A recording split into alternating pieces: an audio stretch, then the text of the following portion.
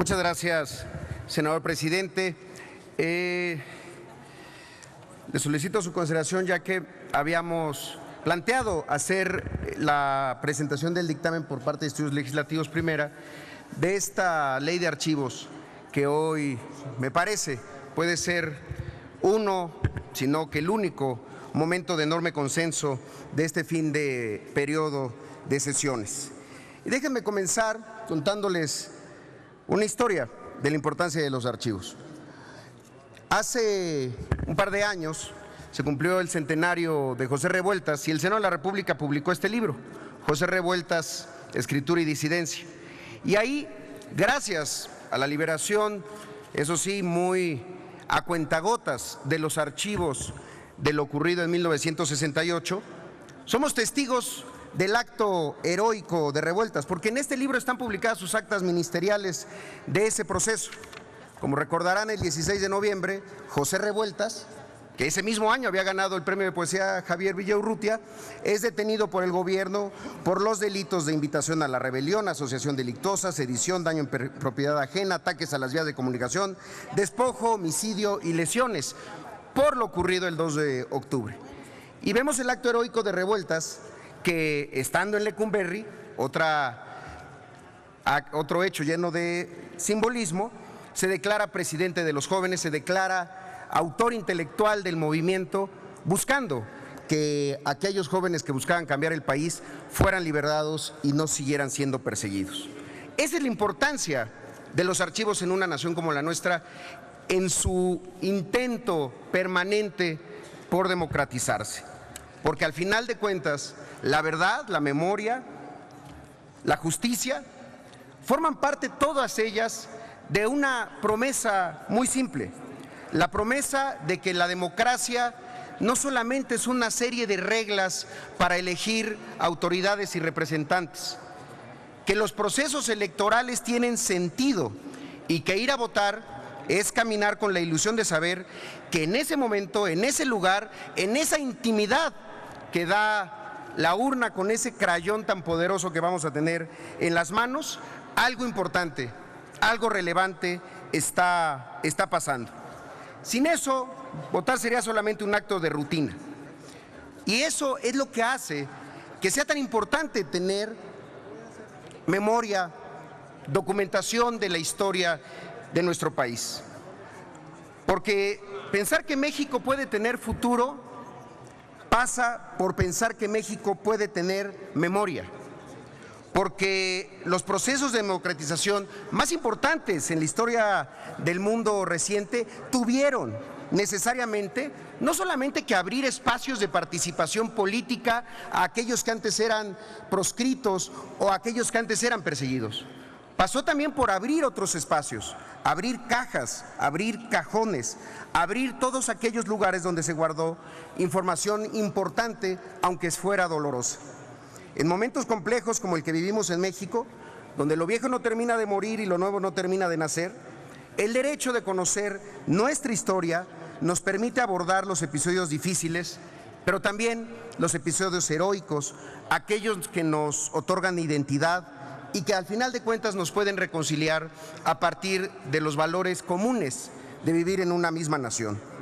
Nuestro pasado reciente, lejos de ser un río cristalino cuya agua de recuerdos fluye de generación en generación, en realidad es una ciénaga de agua muchas veces turbia, muchas veces poco transparente, que está estancada, un olvido que no necesariamente es lo mejor para nuestro país. Por eso es tan importante aprobar esta Ley General de Archivos. Ya la senadora Laura Rojas, otras senadoras, la senadora Angélica, el senador Encinas, han hablado de los méritos de la ley y de los méritos del proceso de dictaminación.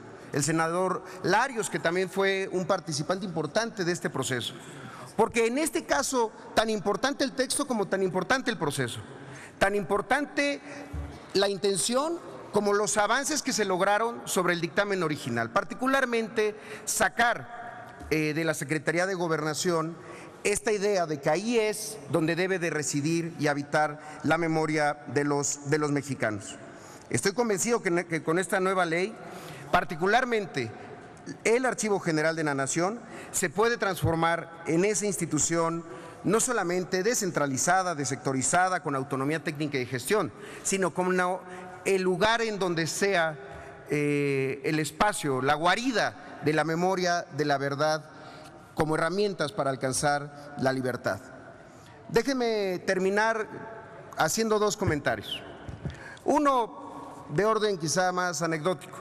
Cuando yo fui presidente del Congreso del Estado de Chiapas, el lugar donde estaban los archivos del Congreso del Estado, los archivos históricos, se inundó y estuvimos a punto de perder documentos importantísimos. Documentos como la declaración del entonces gobernador Emilio Rabasa, en donde se cambiaba la sede de la capital chiapaneca de San Cristóbal a Tuxtla Gutiérrez, o incluso los archivos sobre el proceso de plebiscito con el cual los chiapanecos decidimos ser mexicanos. Y entonces habría un debate hasta filosófico. El hecho de que el documento hubiera desaparecido desaparecía los efectos que había tenido, que le daban su naturaleza. ¿Quedaban sin efectos entonces nuestra federalización al pacto federal o la sede de nuestra capital? Desde luego que no, jurídicamente, pero haber perdido esa memoria hubiera sido perder parte de nuestra identidad. Por eso la parte presupuestal sigue siendo tan importante y por eso también será tan importante que nosotros, incluso después de dejar de ser senadores, cuidemos para que esta ley y su implementación sea cuidadosa y nunca haya pretextos para no cumplirla. Tan importante el INAI como el archivo, tan importante todas las leyes de transparencia como la ley de archivo, porque esta es la parte final de ese proceso que sin duda es, me parece a mí, el que da más lustre a nuestro paso por el Senado de la República. Ojalá ese archivo pronto esté lleno de declaraciones 3 de 3, no por obligación, sino por voluntad propia de que desde la transparencia vendrá la nueva forma de la legitimidad en México. Por eso, compañeras y compañeros, nuestro voto será a favor.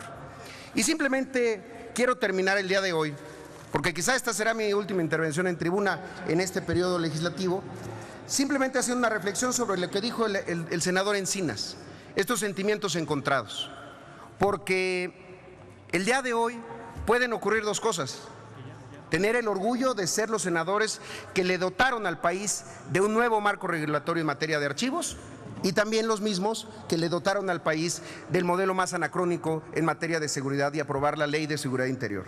Y para hacerlo, pues volvamos a la memoria, a otro tipo de memoria, la memoria literaria.